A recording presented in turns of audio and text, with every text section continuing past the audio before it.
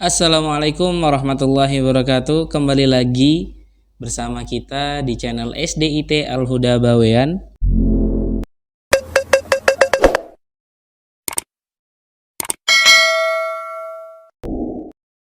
Di segmen selanjutnya yaitu mungkin kita akan membahas sedikit beberapa. Tapi sebelum itu teman-teman semua, sahabat-sahabat Al-Huda, mungkin saya akan memperkenalkan diri lagi. Mungkin pada lupa semua dengan nama saya. Saya Rizky Waisa Putra, ya. Rizky Waisa Putra kebetulan dikasih kesempatan untuk membahas kebingungan dari banyaknya siswa atau siswi yang ingin belajar bahasa asing. Sebetulnya belajar bahasa asing itu tidak sulit dan juga tidak mudah. Tapi akan menjadi sulit kalau kita tidak ada keinginan, tapi akan menjadi mudah kalau misalnya kita memiliki keinginan yang kuat. Nah, ini yang kita bahas. Banyak dari siswa-siswi dari sekolah manapun yang mungkin pergi belajar les 1 bulan full atau bahkan ngambil yang 3 bulan paket dan lain hal sebagainya di luar sana, tetapi masih belum maksimal juga dalam menggunakan bahasa Arab.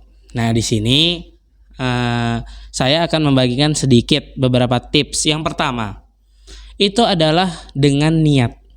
Tuh, kenapa belajar bahasa kok pakai niat? Nah, contoh hal yang saya punya di sini adalah bahasa Arab. Awal mungkin sulit karena itu bukan bahasa kita, melainkan itu bahasa dari negara lain, bahasa dari Timur Tengah gitu kan. Tapi ternyata niat tadi adalah bagaimana caranya kita mengumpulkan niat nih. Kita belajar bahasa buat apa? Apakah hanya untuk menambah soft skill, atau memang pingin mendalami lebih lagi, atau bisa dikembangkan lagi, bisa menjadi saya pengen mengetahui apa saja makna dalam Al-Quran secara mendalam dan lain hal sebagainya.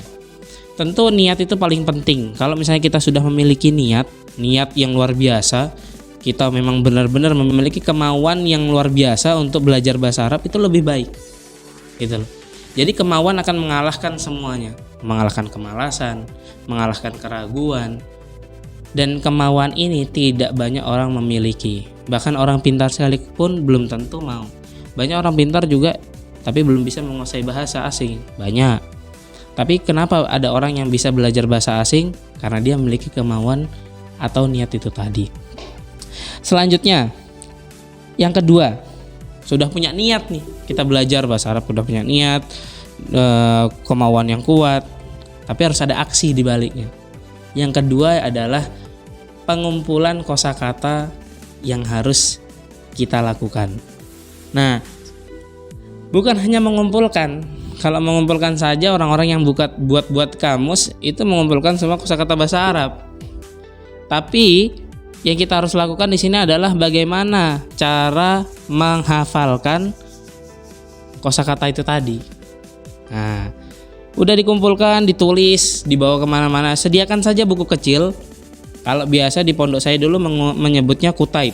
Kutaib itu semacam kayak buku kecil, buku catatan, yang mana ketika kita mendapatkan banyak mufrodat atau mufrodat baru, itu bisa kita catat dan bisa kita ingat. Kalaupun toh lupa, kita akan bisa membuka kutaib tersebut dan melihat lagi.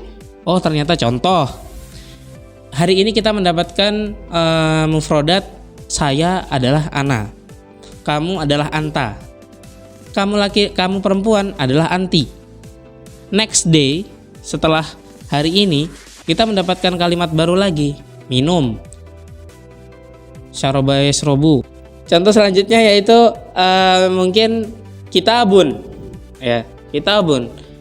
Itu harusnya kita harus menulis di situ. Mufrodat yang untuk hari ini adalah kitabun.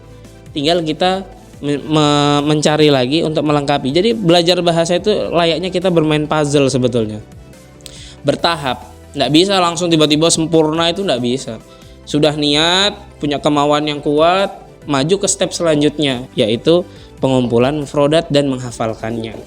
Setelah itu selesai, itu akan menjadi awalnya mungkin terasa berat. Nah, itu tadi kuncinya, tidak boleh malas. Itu kalau mau belajar bahasa. Saya terinspirasi, ada salah satu YouTuber, mungkin bisa teman-teman komen di kolom komentar ya. Dia luar biasa, otodidak, belajar bahasa Rusia beliau bisa, belajar bahasa Inggris beliau bisa, belajar bahasa apapun sampai 5 bahasa beliau bisa. Nah, itu kenapa bisa seperti itu? Karena ada kemauan tadi. Akhirnya ketika dia udah punya kemauan yang kuat, mengumpulkan yang namanya kosakata, akhirnya bisa melafadzkan dan menghafalkan. Kalau sudah seperti itu akan ringan jatuhnya dan asik karena apa? Kita bisa berbincang-bincang bersama orang-orang di luar sana, khususnya yang di luar negeri, karena kita nggak mungkin pakai bahasa Indonesia terus. Itu nggak semua negara bisa pakai bahasa Indonesia. Step selanjutnya, nah, gunakan beberapa kata bahasa Arab yang sudah kita kumpulkan itu tadi di dalam aktivitas kita sehari-hari. Contoh ya, ketika kita mungkin masih belajar dasarnya, kayak misalnya saya yang setiap hari kita bilang ke orang tua, Bu, saya mau makan. Digantilah kata-kata saya itu karena kita sudah tahu bahasa Arabnya menjadi ana. Bu, ana mau makan. Exactly, pasti kamu akan menjadi terbiasa, lidah itu akan lentur gitu loh. Bahkan mungkin bukan kita tidak berjiwa nasionalisme, tidak. Kadang-kala kita sampai kelupaan dengan bahasa Indonesia. Keceplosannya malah pakai bahasa Arab. Mungkin teman-teman pondok di luar sana pasti pada merasakan semua yang seperti itu. Dan juga kebiasaan nih anak pondok biasanya kalau misalnya sudah bisa bahasa asing itu pasti pamer. Nah, itu pasti pamer di depan telepon pakai bahasa asing. Tapi itu hal yang positif. Kenapa positif? Karena kita akan menularkan energi-energi positif itu tadi. Contoh yang kedua, misalnya setelah kita sudah tahu saya, anta ngomong ke teman kita misalnya, atau ke adik kita, kamu nggak boleh gitu, anta jangan seperti itu. Nah, jadi kata-kata pokoknya itu mulai diubah sedikit demi sedikit, change, harus diganti. Oke, setelah itu tahap selanjutnya kita akan menuju ke mungkin untuk menambah dan memperdalam. Setelah kita menambah secara sendiri, tentu kita juga harus membutuhkan yang namanya guru untuk mendampingi. Guru itu bisa kita datangi mungkin di tempat les-les terdekat. Contoh kalau misalnya di Kediri itu ada Pare untuk belajar bahasa Inggris dan juga bahasa Arab. Ataupun juga bisa kita belajar di pondok-pondok, pesantren sebagai untuk memperdalam dan menyempurnakan lagi ilmu bahasa Arab yang kita punya. Kalau misalnya kita sudah tahu dasarnya, insya Allah kunci untuk menuju ke ilmu bahasa Arab yang seperti nahwu, shorof itu sudah akan, insya Allah akan ringan seperti itu. Yang penting kita tahu dasarnya dan mau mengucapkan. Terus selanjutnya yang selanjutnya itu adalah menulis dan juga berlatih. Jadi belajar bahasa, entah bahasa Arab, bahasa Rusia, bahasa Inggris, itu jangan cuma bisa melafadzkan saja, akan tetapi juga harus bisa menulis dengan cara sering-seringlah berlatih.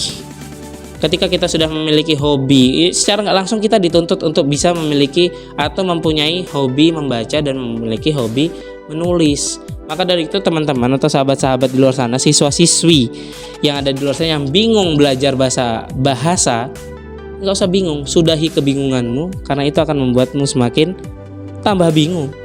Nah, seperti itu. Yang ketujuh, yang selanjutnya, praktekkan langsung dengan penuturan kata-kata yang asli. Jadi nggak bisa kita belajar bahasa malu-malu terus habis itu sungkan, nggak bisa. Namanya belajar bahasa harus diucapkan. Kalau nggak diucapkan, just on your brain is nothing. Nah, seperti itu. Jadi hanya dalam kepala tapi nggak bisa mengungkapkan. Padahal ketika orang sudah bisa menggunakan bahasa Arab, bahasa asing, bahasa Inggris, bahasa Arab atau bahasa-bahasa yang lain, itu tingkat kepercayaan diri dari seseorang tersebut lebih daripada orang lain. Secara tidak langsung, secara fisikal ya. Jadi bisa kalian coba. Nah, bahasa itu kalian rasakan sendiri dampaknya. Bisa bermanfaat di dunia pendidikan, bisa bermanfaat di lingkungan pergaulan, bisa juga bermanfaat di tempat-tempat lain. Seperti halnya yang lagi vibe zaman sekarang itu anak-anak Jaksel, ya kan, Jakarta Selatan. Maaf nih anak Jaksel, bukan mau niat nyenggol nih, tapi budaya atau cara penuturan mereka dengan mencampurkan bahasa Arab, bahasa Indonesia dengan bahasa Inggrisnya, itu sudah merupakan salah satu poin positif yang bisa kita ambil. Jadi terlihat asik gitu kalau misalnya bisa menggunakan bahasa asing dicampur dengan bahasa Indonesia, apalagi kalau kita bisa bahasa sepenuhnya conversation sama orang-orang luar, sama orang bule itu lebih mantap lagi. Yang terakhir yaitu kalau misalnya kalian di sana memang senang bahasa Arab, mungkin banyaklah untuk membaca Al-Quran, karena di dalam Al-Quran sendiri itu adalah menggunakan bahasa Arab. Di dalam Al-Quran sendiri menggunakan bahasa Arab, sehingga dapat melenturkan lidah-lidah kita untuk mempermudah kita membaca ataupun berlatih untuk melafadzkan bahasa Arab. Adapun juga yang suka bahasa Inggris dan suka bahasa pronunciation-nya, itu mungkin selalu diasah dari membaca novel-novel bahasa Inggris atau buku cerita bahasa Inggris di luar sana, banyak banget. Bahkan juga Google yang sering kita jadikan acuan untuk mencari hal sesuatunya, itu juga bisa loh. Kita tinggal klik Google Translate, kan biasanya orang cuma klik Google Translate, tapi tanpa sadar di sana ada via suaranya juga. Jadi bagaimana sih cara menyebutkan bahasa Inggris dari kata-kata one, tulisannya kan ONE, kan bukan one dibacanya tapi one. Nah, seperti itu. Jadi teman-teman, saran saya, belajar bahasa itu mudah, jangan dipersulit. Jadi jangan perlu bingung lagi, yaitu tadi kemauan dikumpulkan, ambil kamusnya, ambil buku-bukunya, ambil semuanya yang berkaitan tentang bahasa, sehingga itu bisa memotivasi. Dan juga tontonlah konten-konten kreator yang bisa mengedukasi kalian untuk belajar bahasa. Banyak kok konten kreator yang di Ome TV. Di Ome TV itu banyak sekali orang-orang yang menginspirasi kita biar bisa menggunakan bahasa, khususnya kalau di sana lebih sering menggunakan bahasa Inggris, bahasa Rusia, bahasa Jepang dan lain hal sebagainya. Maka dari itu tidak perlu menjadi pintar untuk bisa berbahasa, tapi perlulah kalian untuk mencari tahu terus dan digali terus, sehingga kita memiliki kemauan yang kuat, tekad yang bulat, niat yang kokoh untuk belajar bahasa. Mungkin itu saja. Kalau misalnya kalian mau meminta saran lagi dan sebagainya, mungkin bisa tulis di kolom komentar video ini. Dan juga jangan lupa untuk menekan tombol lonceng kalian semua untuk terus berlangganan di channel kami. Dan juga jangan lupa untuk subscribe, karena subscribe itu gratis. Oke, next time we will launch again. Dan komen terus apalagi yang kira-kira kita butuh, yang kalian butuhkan untuk diberikan tips, maka itu nanti akan kami berikan, insyaallah. Semoga sukses semua bagi para penonton setia dari SDIT Al-Huda, Bawean Channel, dan juga kepada teman-teman Al-Huda, semoga sukses selalu. Oke, ma'an aja tarjun aja atau lam tasluk masalikaha inna safinata la tajri 'alal yabas. Assalamualaikum warahmatullahi wabarakatuh.